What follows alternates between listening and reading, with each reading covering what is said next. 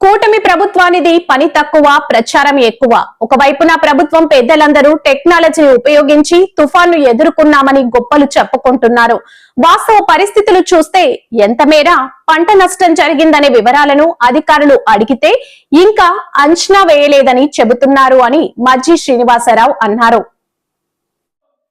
ఎన్నడూ కూడా ఎలాంటి కరువు గాని, అతివృష్టి గాని, అనావృష్టి గాని, లేదా తుఫాన్లు గాని ఏ రకమైన వచ్చినా ప్రభుత్వమే ప్రతి పంటను ఇన్సూరెన్స్ చేసేది. ప్రతి పంట, ఏ రైతు కూడా పంటకి కట్టుకునే పరిస్థితి లేదు. కానీ ప్రభుత్వం వచ్చినది ఏం చేసింది? మొత్తం ఇన్సూరెన్స్ తీసేసింది. ఇన్సూరెన్స్ తీసి ఇవాళ ప్రతి ఎకరాకి 200 రూపాయలు, ప్రతి ఎకరాకి 200 రూపాయలు రైతు వరి పంట కట్టుకుంటేనే వాళ్ళకి ఇన్సూరెన్స్ వచ్చే పరిస్థితి. అలా ఎంతమంది కట్టారు ఈ జిల్లాలో? సుమారుగా 32,509 మంది కట్టారు. ఇంతే. నేను చెప్పిన 1,50,000 మందిలో ఇన్సూరెన్స్ కట్టిన వాళ్ళు వారి సొంత డబ్బులతో 200 రూపాయలు ఇక్కడ ప్రీమియం ఫిక్స్ చేసింది 200. అదే సపోజ్ ఈస్ట్ గోదావరి అయితే 780 రూపాయలు, లేదా వెస్ట్ గోదావరి అయితే ఒక రేటు. ఇలాగ ఇన్సూరెన్స్ కంపెనీస్ ప్రీమియం ఫిక్స్ చేశాయి. ఇదే రాష్ట్రంలో ఒకే రేటు కాదు ఈ ప్రీమియం రేటు. ఈ జిల్లాలో, విజయనగరం జిల్లాలో వరికి ప్రీమియం రేటు 200 రూపాయలు. ఈ 200 రూపాయలు రైతు కట్టుకోవాలా. అదే గతంలో 100% ప్రభుత్వమే రైతుకి ఇన్సూరెన్స్ చెల్లించేది. ఒకవేళ రైతుకి నష్టం జరిగితే ఇన్పుట్ సబ్సిడీ. ఆనాటి కాలంలో నేను మీ ద్వారా చెప్తా ఉన్నాను, మేము గత 5 సంవత్సరాల కాలంలో మనకి ఎప్పుడు ఇలాంటి తుఫాన్లు రాలే. మీ అందరికీ తెలుసు. పేరుకు 3 తుఫాన్లు వచ్చినప్పుడు కూడా ఆ రోజు వచ్చిన తుఫాన్ల పేర్లు కూడా చెప్తా ఉన్నాను. ఆ రోజు వచ్చిన తుఫాన్లు తీసుకుంటా ఉంటే ఒకసారి నివార్ తుఫాన్ వచ్చి 2020లో వచ్చింది, లేకపోతే గులాబ్ సైక్లోన్ 21లో వచ్చింది, అలాగే వచ్చి మిచింగ్ తుఫాన్ అని చెప్పి 2023లో వచ్చింది. కానీ 3 కూడా ఏ తుఫాన్లు కూడా మనకేం తీవ్రత కానీ మనకి ఎప్పుడు కూడా లేవు వాటి పేర్లు ఉన్నప్పటికీ. కానీ ఆనాడు తుఫాన్ ద్వారా కొంత వర్షపాతం వల్ల కొంత రైతులు పంటలు నష్టపోతే సుమారు 8.5 కోట్ల రూపాయలు, 8,67,00,000 రూపాయలు సుమారుగా ఆ రోజు 15,000 మంది, 16,000 మంది, 16,500 మందికి, 16,541 మందికి సుమారుగా 8,67,00,000 రూపాయలు ఆనాడు ఇన్పుట్ సబ్సిడీ ఇచ్చాం.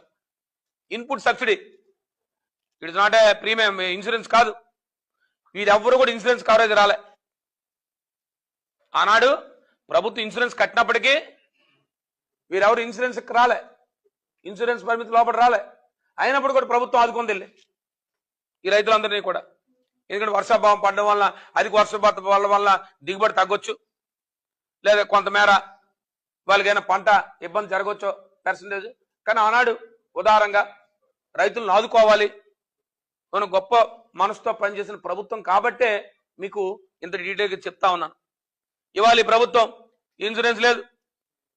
మీరు చెప్తున్న రైతు అన్నదాత సుఖీబాబు 20,000, 20,000, 40,000కి 5,000 రూపాయలు ఇచ్చారు. ఇవాళ తిరిగి చూస్తా ఉంటే ఎంత పెద్ద సైక్లోన్ వచ్చి ఓ పక్క గడ్డల పారి, ఓ పక్క ఇంకా రహదారులు లేక, ఇప్పటికీ ఇంకా స్కూల్ తెరవక మీరు వచ్చి ఏం చెప్తున్నారు? నష్టం అసలు ఏమీ లేదు అనే భావన క్రియేట్ చేస్తున్నారు. అప్పుడే నేను అందుకే చెప్తా ఉన్నాం, క్షేత్రస్థాయికి వైఎస్ఆర్ పార్టీ కార్యకర్తలుగా, నాయకులుగా మేమందరం కూడా ఈ ప్రభుత్వ అధికారుల దృష్టికి తీసుకొస్తాం. మీ ద్వారా కోరుతా ఉన్నాను, గ్రామ స్థాయిలో ఉన్న వైఎస్ఆర్ పార్టీ నాయకులు, కార్యకర్తలు అందరూ కూడా రైతాంగానికి అండగా నిలబడుతూ ప్రతి అధికారి దృష్టికి తీసుకురండి. ఒకవేళ మీకు ఎవరైనా అధికారులు స్పందించకపోతే నేరుగా మీ నియోజకవర్గ ఇన్ఛార్జ్ దృష్టికి తీసుకురండి, లేదా అక్కడ మండల స్థాయిలో ఉన్న ప్రజాప్రతినిధుల దృష్టికి తీసుకురండి. లేని పక్షంలో జిల్లా స్థాయిలో మా దృష్టికి కూడా తీసుకురండి. తప్పకుండా దాన్ని సర్వే చేపించి క్షేత్రస్థాయిలో ఆ కార్యక్రమాన్ని చేసి పెడతాము. అంతేగాని ప్రభుత్వం అధికారుల అలసత్వంతో నీట మూలిపోయింది, నీరు వెళ్ళిపోద్ది 10 రోజుల పాటు, నీరు వెళ్ళిపోయింది 10 రోజుల తర్వాత ఏముండదు అక్కడ. నీరు 10 రోజుల తర్వాత నీరు వెళ్ళిపోద్ది, వాటర్ రిసీడ్ అవుద్ది. అదే జరగకపోదు. కానీ పంట మాత్రం అతని చేతికి అందదు.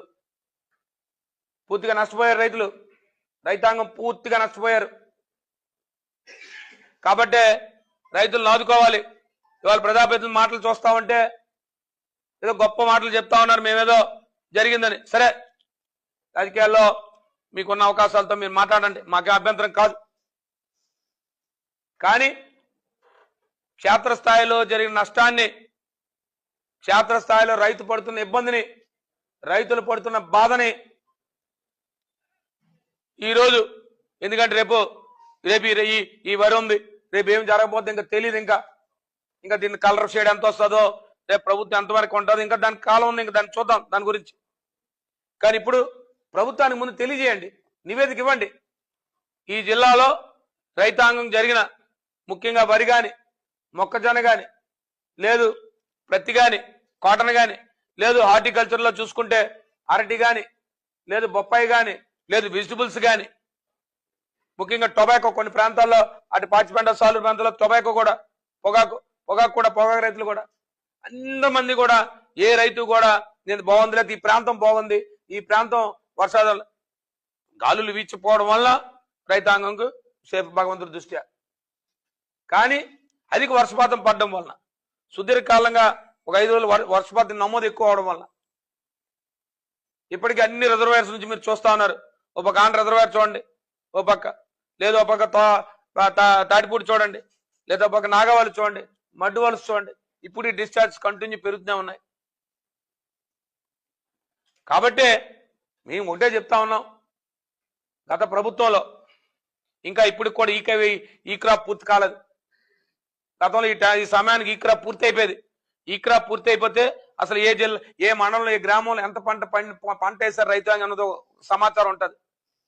దాని ద్వారా మళ్ళీ విఏస్ని పంపించి ఇగో ఏ రైతుకి ఎంత జరిగింది ఇవాళ ఆ వ్యవస్థ తీసి పారేశారు. ఏమంటే ఇంకా అవుతుందని చెప్తారు. ఇవాళ ఈ క్రాప్ లేదు. రైతు భరోసా కేంద్రాలు నిర్వీర్యం చేశారు. ఒకప్పుడు విత్తనం నుంచి పంట కొనుగోలు దాకా ఆ రైతు భరోసా కేంద్రానికి వెళ్తే చాలు, రైతుకి అంత సౌలభ్యం ఉండేది. ఇవాళ ఆ కారణం లేదు. ఇక మిగతా కారణాలను మళ్ళీ పోను, ఎందుకంటే రైతులు ఎరువుల కోసం ఎన్ని ఇబ్బందులు పడ్డారనేది నేను ప్రత్యేకంగా చెప్పాల్సిన అవసరం లేదు. దీనికి ఈ జిల్లాలో ఉన్న ప్రతి రైతు, పంట వేసిన ప్రతి రైతు దానికి అతను బాధితుడయ్యాడు. ఈ ప్రభుత్వం సరైన సమయంలో ఎరువులు సప్లై చేయకపోవడం వల్ల. నేను ఎక్కడో చూశాను, ఒక దగ్గర చెప్తా ఉన్నారు, ఒక జిల్లాలో కొత్తగా, మన జిల్లాలో అది లేదని నేను అనుకుంటున్నాను, ఇంకేమైనా అది కూడా వెరిఫై చేసుకోవాలి నేను కూడా. ఈ మధ్యన ఎరువులు సప్లై చేయాలంటే యూరియా కార్డులు కూడా ఇస్తున్నారట ప్రజాప్రతినిధులు. వాళ్ళే పంచుతున్నట్టు గ్రామానికి వెళ్ళి ఆ కార్డు ఇచ్చిన యూరియా ఇస్తారటని. ఏదో కొన్ని జిల్లాలో మాకు సమాచారం వచ్చింది, ఈ జిల్లాలో వెరిఫై చేసుకోవాలంటే మనకు ఖరీఫ్ అయిపోయింది కాబట్టి వాళ్ళకి ఏదో ఎర్లీ క్రాప్ మళ్ళీ స్టార్ట్ అవుతుంది కాబట్టి వాళ్ళకి ఏదో జరుగుతుంది. ఇది అంటే ఇలాంటి పరిస్థితి. కాబట్టి ఎందుకు మీకు చెప్తున్నా అంటే, గతంలో ఇన్పుట్ సబ్సిడీ నేను చెప్పింది, అందుకే చెప్పాను, రైతులు ఇన్పుట్ సబ్సిడీ, ఈ సైక్లోన్స్ ఏవి కూడా తీవ్రమైన రాలే, ఇలాంటి పరిస్థితులు ఇప్పుడు లే. అయినప్పుడు కూడా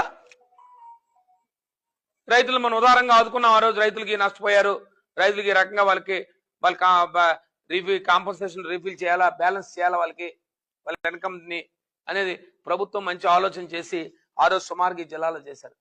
సో ఈ జిల్లాలో కాబట్టే ఎక్కడా కూడా ప్రజాప్రతినిధులు, ఎక్కడా కూడా సమావేశాల అధికారులు చెప్పి మీరు పంట మునిగిందండి, పంట క్షేత్రాలకు వెళ్ళండి అనే పరిస్థితులు ఎక్కడా కనపడలేదు. మరి మిగతా విషయాలకు వస్తే, మరి ముఖ్యంగా ఏదైతే వైఎస్ఆర్ పార్టీ జగన్మోహన్ రెడ్డి గారి నాయకత్వంలో మెడికల్ కళాశాల ప్రైవేటీకరణ చేయాలి అని ఈ ప్రభుత్వం తీసుకున్న నిర్ణయాన్ని వ్యతిరేకంగా ప్రజలందరినీ మమేకం చేస్తూ 1 కోటి సంతకాల కార్యక్రమం కానీ, లేదు నియోజకవర్గ స్థాయిలో పెద్ద ఎత్తున ర్యాలీలు చేయాలని చెప్పి మేము అనుకోవడం, మన తుఫాన్ దృష్ట్యా ఆ ర్యాలీలు 4వ తారీఖుకి మొన్నటి రోజుని పోస్ట్పోన్ చేశాం. మళ్ళీ జిల్లాలో ముఖ్యంగా ఈ శ్రీకాకుళం నుంచి నెల్లూరు వరకు ఉన్న తీర ప్రాంతాల్లో ఈ తుఫాన్ తీవ్రత దృష్ట్యా ఇంకా కొంత సమయం కావాలని చెప్పి మా అధ్యక్షుడు మేమందరం కోరడం, వారు వచ్చి మరొక వారం రోజుల పాటు అంటే 11వ తారీఖుని ఈ కార్యక్రమాన్ని, ఎందుకంటే దీనికి పెద్ద ఎత్తున స్పందన వస్తూ ఉంది. మరి మీ దృష్ట్యా చెప్తా ఉన్నాం, ప్రజలు నేరుగా మేము వెళ్ళి చెప్తే ముందొచ్చి ఈ ప్రభుత్వం తీసుకున్న నిర్ణయం తప్పు, ప్రభుత్వ మెడికల్ కళాశాలని ప్రైవేటు పరం చేయడం తప్పు, ప్రభుత్వ వైద్యం ప్రభుత్వ పరంగా చేయాలి తప్ప వైద్యం అనేది ఏదైతే ఈ రాష్ట్రంలో ఉన్న ప్రజలకి ప్రైవేటు పరం చేయడాన్ని మేము వ్యతిరేకిస్తున్నామని చెప్పి అనేక ప్రాంతాల్లో, ఇప్పుడు ముఖ్యంగా విజయనగరం జిల్లాలో తీసుకుంటే అన్ని నియోజకవర్గాలు ఈ కార్యక్రమం మొదలైంది.